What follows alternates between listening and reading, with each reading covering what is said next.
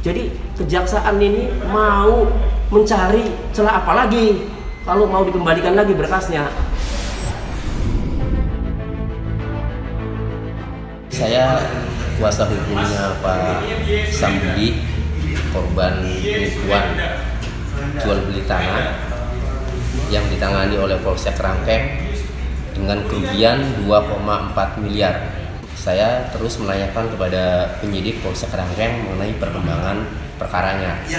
Alhamdulillah perkembangannya sudah naik penyidikan dan hari ini saya diberikan kesempatan untuk mengawal limpahan berkas perkara ke kejaksaan. Ya, jadi sudah tersangka statusnya. Nah ini saya dengan Pak Kanit Polsek Rangkeng ya. Ini penyidiknya. Pak, ini mau melimpahkan berkas ya? Coba ini berkas perkaranya.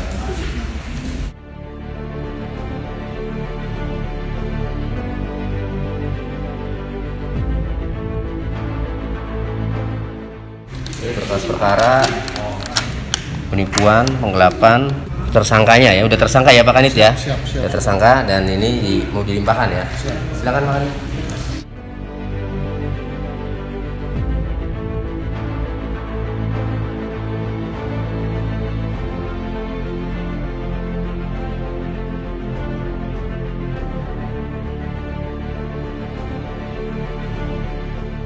Jadi kenapa ini kami kawal?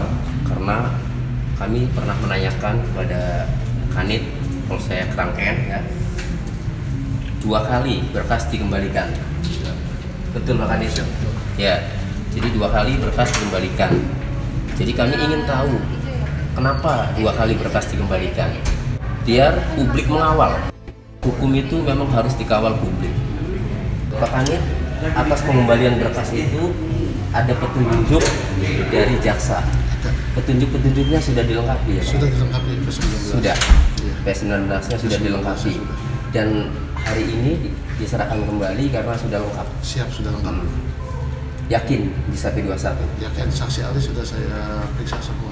Oke. Dari pidana, notariatan sudah. Semuanya sudah? Sudah semua Pak. Iya. Terima kasih Pak.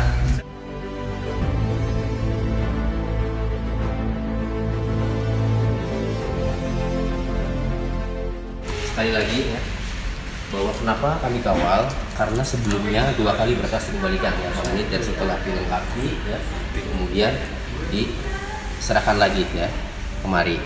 Nah kronologisnya, klien saya itu pada tahun 2020 itu ditawari tanah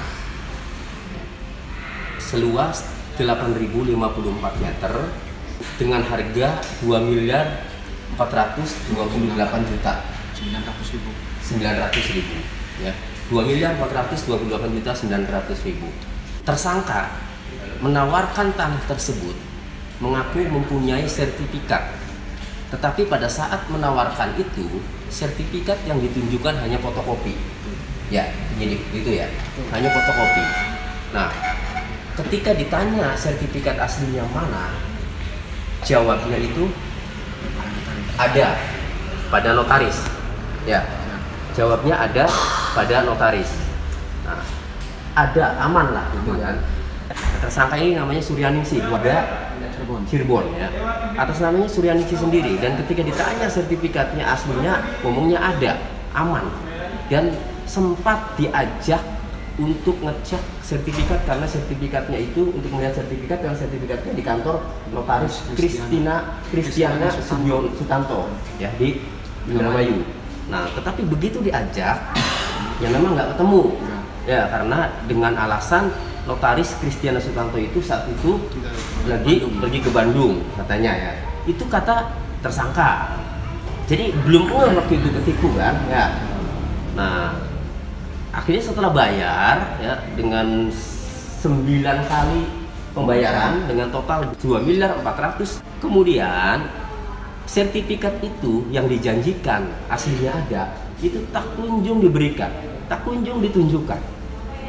Dari 2020 kemudian pelunasan 2022 bulan Maret dibuat akte jual beli ya, akte jual belinya dibuat oleh Dodi Saiful Islam notarisnya. Nah setelah akte jual beli jadi, juga sertifikatnya itu tidak diserahkan. Nah, kemudian sampai dia tempo di akte jual beli itu di bulan Maret. Ya. Dia janji di bulan Mei akan diserahkan sertifikatnya, tetapi sampai bulan Mei 2022 ya juga tidak diserahkan sertifikatnya. Akhirnya belakangan diketahui ternyata sertifikat aslinya itu ada pada namanya Edi Purwono, orang warga Klaten, Jawa Tengah. Coba sok enggak itu klien saya. Begitu sertifikat yang ditulis aslinya, ternyata sertifikat aslinya ada pada saudara Edi Purwono. Nah, bahkan tanahnya dikuasai oleh saudara Edi Purwono, dipasang plang di situ, dituliskan dijual tanahnya, dipasangi plang ya.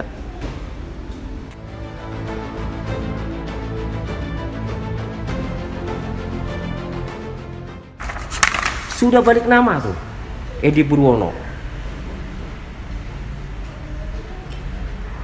di 5 Juli 2022 ya, dengan notaris Kristiana Sutanto.